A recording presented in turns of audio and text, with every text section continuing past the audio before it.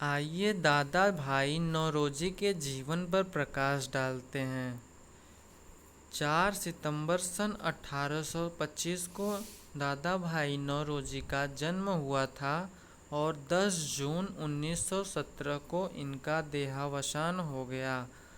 भारतीय राजनीति के पितामह कहे जाने वाले प्रख्यात राजनेता, उद्योगपति, शिक्षाविद और विचारक दादा भाई नौरोजी ने ब्रिटिश उपनिवेश के प्रति बुद्धिजीवी वर्ग के सम्मोहन के बीच उसकी स्याह सच्चाई को सामने रखने के साथ ही कांग्रेस के लिए राजनीतिक जमीन भी तैयार की थी। दादा भाई नौरोजी का जन्म 4 सितंबर सन 1825 को मुंबई के एक गरीब पारसी परिवार में हुआ था।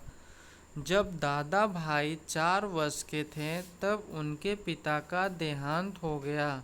उनकी मां ने निर्धनता में बेटे को उच्च शिक्षा दिलाई। उच्च शिक्षा प्राप्त करके दादा भाई लंदन के यूनिवर्सिटी कॉलेज में पढ़ने लगे थे। लंदन में उनके घर पर वहां पढ़ने वाले भारतीय छात्र आते जाते रहते थे। उनमें गांधी जी भी एक थे। मात्र 25 वर्ष की आयु में एलिफेंटस्टोन इंस्टीट्यूट में लीडिंग प्रोफेसर के तौर पर नियुक्ति होने के वाले भारतीयों में उनका पहला स्थान था। लीडिंग प्रोफेसर के तौर पर एल्फिनस्टोन इंस्टीट्यूट में उन्होंने सबसे पहले भारतीय होने का गौरव हासिल किया था। नौरोजी जी का वर्ष 1892 में हुए ब्रिटेन के आम चुनावों में लिबरल पार्टी के टिकट पर फिन्सबरी सेंट्रल से जीतकर भारतीय मूल के पहले ब्रितानी सांसद बने थे। भारतीय मूल के पहले ब्रितानी सांसद होने का भी गौरव इनको प्रदान है। नौरोजी ने भारत में कांग्रेस की राजनीति का आधार तैयार किया। उन्होंने कांग्रेस के पूर्ववर्ती संगठन east India company, east India association के गठन में मदद की थी। बाद में वर्ष 1886 में वह कांग्रेस के अध्यक्ष चुने गए। उस वक्त उन्होंने कांग्रेस की दिशा तय करने में अहम भूमिका निभाई।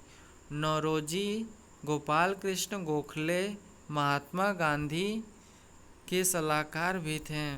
उन्होंने वर्ष 1855 तक बम्बई में गणित और दर्शन के प्रोफेसर के रूप में काम किया। बाद में वह कामा एंड कंपनी में साझेदार बनने के लिए लंदन गए।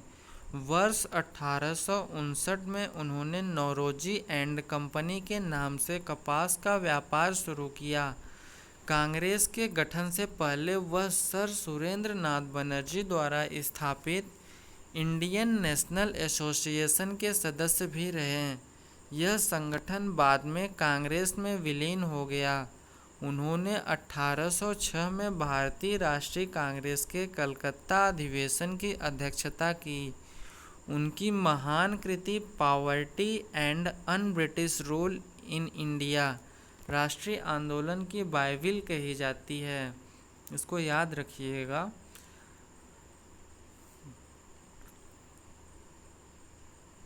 राष्ट्रीय कांग्रेस के कलकत्ता अधिवेशन में अध्यक्षता करने के बाद उनकी एक कृति पब्लिश हुई थी जिसका नाम है poverty and un British rule in India, जो भारत की राष्ट्रीय आंदोलन की बाइबिल कही जाती है। वे महात्मा गांधी के प्रेरणा स्रोत थे। उन्होंने शिक्षा के विकास, सामाजिक उत्थान और परोपकार के लिए बहुत सी संस्थाओं को प्रोत्साहित करने में योगदान दिया और वे प्रसिद्ध साप्ताहिक रस्त गुफ्तार के संपादक भी रहे। एक साप्ताहिक पत्रिका निकाली थी इन्होंने जिसका नाम था रस्त गुफ्तार। वे अन्य कई जर्नल से मिले और उनसे जुड़े रहें। वे सामाजिक कार्यों में भी रुचि लेते थे। 1866 में लंदन में ईस्ट इंडिया एसोसिएशन की स्थापना करके ब्रिटिश शासन का सर्वप्रथम आर्थिक विश्लेषण प्रस्तुत करने वाले दादा भाई नौरोजी का नाम भारतीय राष्ट्रीय कांग्रेस के संस्थापकों में और सदस्यों में अग्रणी है। 1884 से 1907 के बीच कांग्रेस में नरमपंथी या उदारवादी नेताओं का बोलबाला था। सुरेंद्र नाथ बनर्जी, दादा भाई नौरोजी, मदन मोहन मालवीय, गोपाल कृष्ण गोखले, केटी तेलंग, फिरोज शाह मेहता आदि शांतिपूर्ण ढंग से मांगें मनवाने के लिए प्रयासरत थे। अंग्रेजों की दास्ता से मुक्ति दिलाने वाले इन सभी नेताओं का एकमात्र लक्ष्य था। दादा भाई ने यह मांग उठाई कि इंग्लैंड की पार्लियामेंट में कम से कम एक भारतीय के लिए भी सीट सुनिश्चित होनी चाहिए। उनकी प्रखर प्रतिभा से प्रभावित और अकाट तर्कों से पराजित होकर अंग्रेज़ों ने उनकी यह मांग मान ली। उन्हें ही इंग्लैंड की पार्लियामेंट में भारतीयों का प्रतिनिधित्व रखने के लिए चुन लिया गया। उन्होंने बड़ी सूझबूझ से अपनी इस दायित्व का निर्वहन भी किया। देश और समाज की सेवा के लिए समर्पित दादा भाई नौरोजी नरमपंथी नेताओं के तो आदर्श थे ही, लोकमान्य बाल गंगाधर तिलक जैसे गर्मपंथी नेता भी उन्हें प्रेरणा स्रोत मानते थे। तिलक ने दादा भाई के साथ रहकर वकालत का व्यवहारिक ज्ञान प्राप्त किया। 1868 ईस्वी में सर्वप्रथम दादा भाई नौरोजी ने ही अंग्रेजों द्वारा भारत के धन की निकासी की ओर सभी भारतीयों का ध्यान आकृष्ट किया। उन्होंने 2 मई सन 1867 ईस्वी को लंदन में आयोजित ईस्ट इंडिया एसोसिएशन की बैठक में अपने पत्र, जिसका शीर्षक इंग्लैंड डेब्ट टू इंडिया को पढ़ाते हुए पहली बार धन के बहिर्गमन के सिद्धांत को प्रस्तुत किया।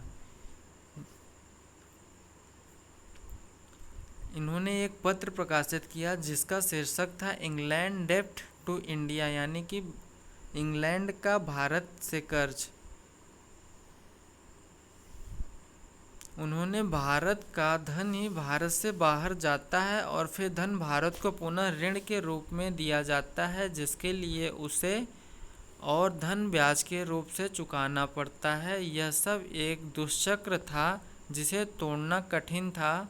उन्होंने अपनी पुस्तक poverty and un British rules in India में प्रति व्यक्ति वार्षिक आय का अनुमान 20 रुपये लगाया था। इसके अतिरिक्त उनकी अन्य पुस्तकें, जिसमें उन्होंने धन के निष्कासन सिद्धांत की व्याख्या की है, the wants and means of India सन 1870 ईस्वी में, on the commerce of India सन 1871 ईस्वी में, और दादा भाई नौरोजी के अनुसार धन का बहिर्गमन समस्त बुराइयों की जड़ है और भारतीय निर्धनता का मुख्य कारण भी। दादा भाई नौरोजी ने धन निकासन को अनिष्टों का अनिष्ट की संज्ञा दी है। दादा भाई बीच बीच में इंग्लैंड जाते रहे, परंतु स्वास्थ्य ठीक न रहने के कारण वे प्रायः स्वदेश में रहें और 92 वर्ष की उम्र में 10 जून सन 1917 को मुंबई में उनका देहांत हो गया।